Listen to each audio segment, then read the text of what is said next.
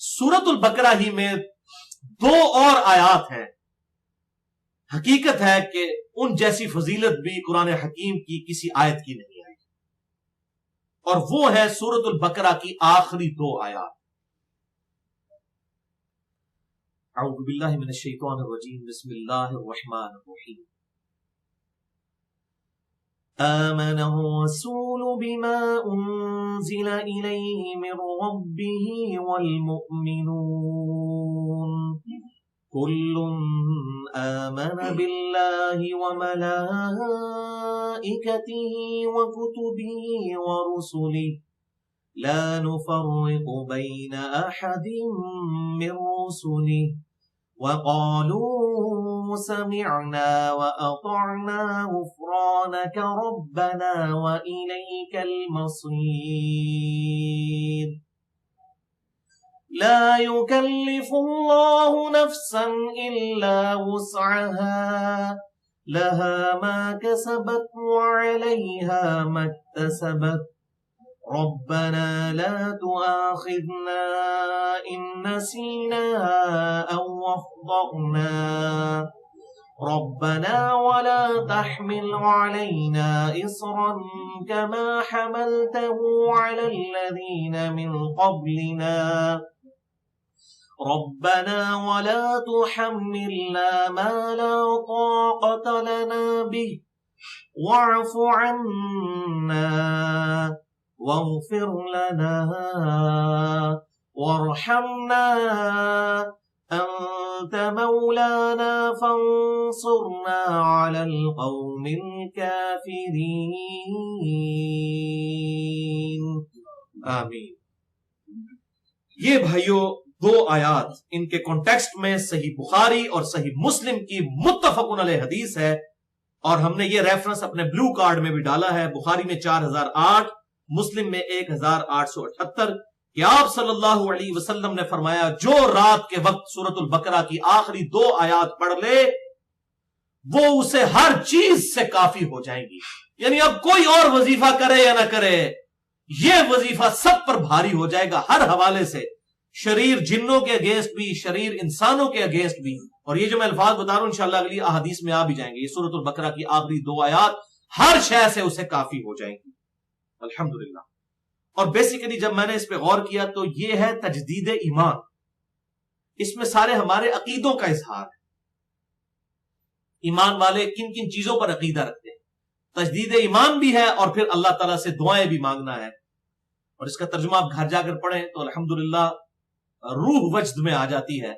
जिस तरह के अल्फाज हैं ये अल्हम्दुलिल्लाह, और मैं आपको बताऊंगा अगली अहादीस में कि ये कोई आम आयात नहीं है, पूरे कुरान में इस तरह की और आयात नहीं है। ये भी सूरत अल-बकरा की फजीलत में ये 2 आयात, और वो है भाइयों सही मुस्लिम की हदीस इंटरनेशनल नंबर के मुताबिक 1877 कि सैयदुना जिब्राइल अलैहिस्सलाम आप सल्लल्लाहु अलैहि वसल्लम की खिदमत में बैठे हुए थे।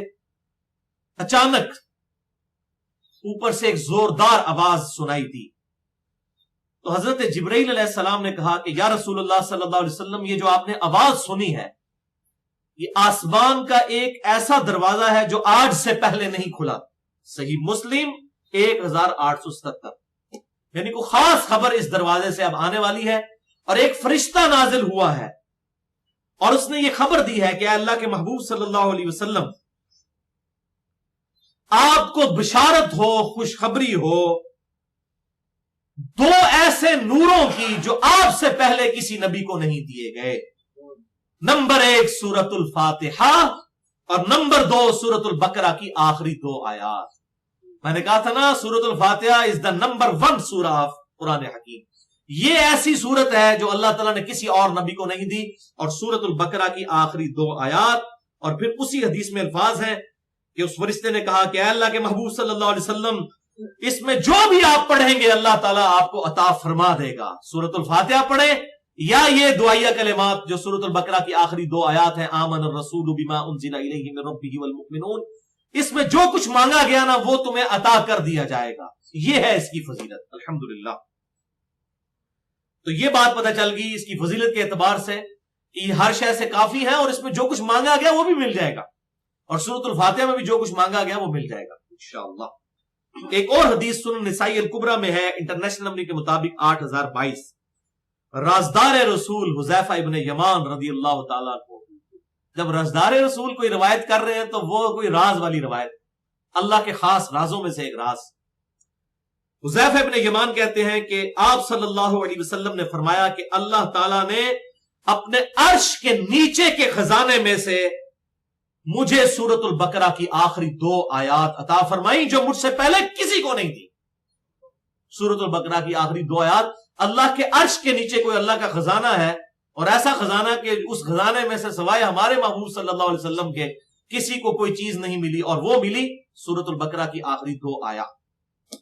اب بھی کسی کی بدبختی ہے وہ نہ پڑھے، الحمدللہ مجھے تو سال سے 23 سال سے روٹین ہے کہ یہ آیات الحمدللہ سکپ نہیں ہوتی، اور کوشش کریں گے بار بار پڑھیں گے، یاد ہو جائیں گی۔ اپنی عام نمازوں میں بھی جو آپ سنتیں پڑھتے ہیں، نوافل پڑھتے ہیں یا فرض نماز پڑھاتے ہیں کبھی، تو یہ آیات ضرور پڑھا۔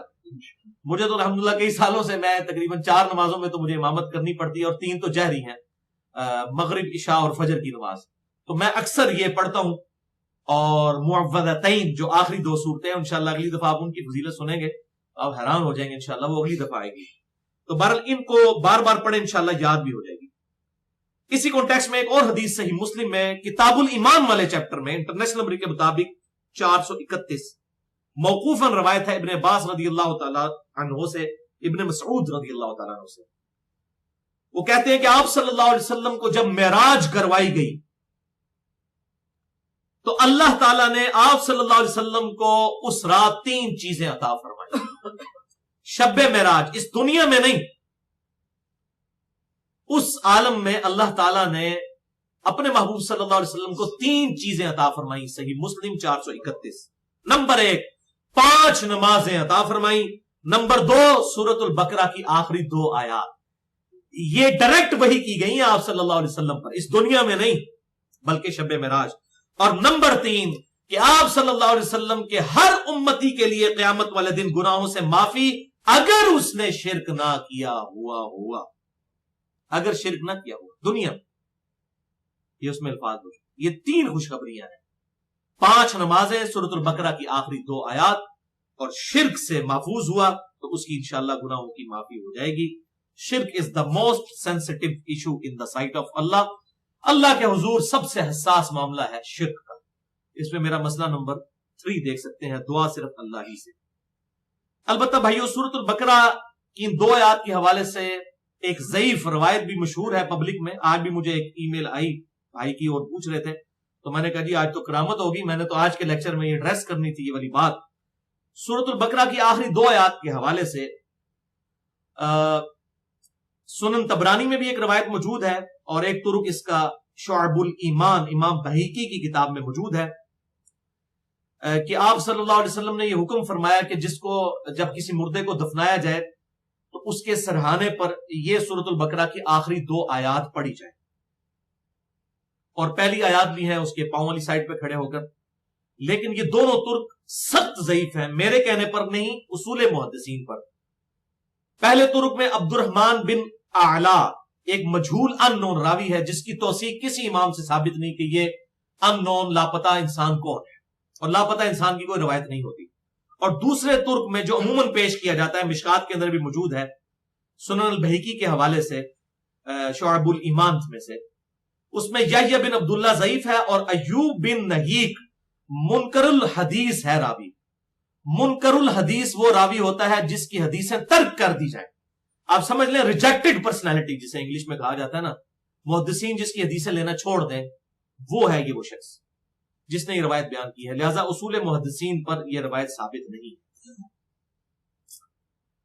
البتہ ایک حدیث زبردست ہے اس حوالے سے، سورۃ البقرہ کی آخری 2 آیات کے حوالے سے، وہ جامعہ ترمذی میں 2882 اور المستدرک للحاکم میں بھی موجود ہے، امام ذہبی نے بھی موافقت کی ہے کہ آپ صلی اللہ علیہ وسلم نے ارشاد فرمایا، بے شک اللہ تعالیٰ نے زمین و آسمان کی تخلیق سے 2000 سال پہلے ایک کتاب لکھی تھی۔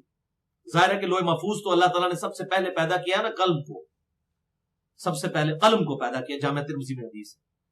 تو مخلوقات کی، زمین و آسمان کی پیدائش سے 2000 سال پہلے ایک کتاب لکھی، اور اس میں 2 آیات نازل فرما کر اس میں سے سورت البقرہ کو مکمل کیا، وہی آمن الرسول بما انزل۔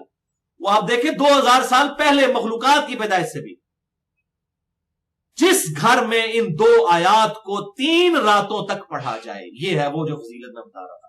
ایک تو ہے نا پوری سورت البقرہ کی فضیلت جو صحیح مسلم میں آیا کہ شیطان اور جادوگر نہیں سے حاصل کر سکتے سورت البقرہ کو، کوئی جادوگر نہیں اس کے سامنے ٹھہر سکتا۔ اب اس میں ایک اور آسان وظیفہ آ گیا کہ 3 راتوں تک جس گھر میں یہ آخری 2 آیات تلاوت کی جائیں تو شیطان اس گھر کے قریب بھی نہیں آ سکتا۔ شیطان کے ذریعے جادو کروایا جاتا ہے نا، تو پوری سورت البقرہ نہ بھی ہو تو آخری 2 آیات 3 دفعہ، جامعہ ترمذی 2882 نمبر حدیث ہے۔ تو جادو ٹونا، جنات، شیاطین، آسیب سے بچنے کا ذریعہ سورت البقرہ، اس میں بھی پرٹیکولرلی 3 آیات، پہلی آیت الکرسی آیت نمبر 255 اور آخری پھر 2 آیات سورت البقرہ کی، یہ فضیلت کے اعتبار سے بہترین ہے۔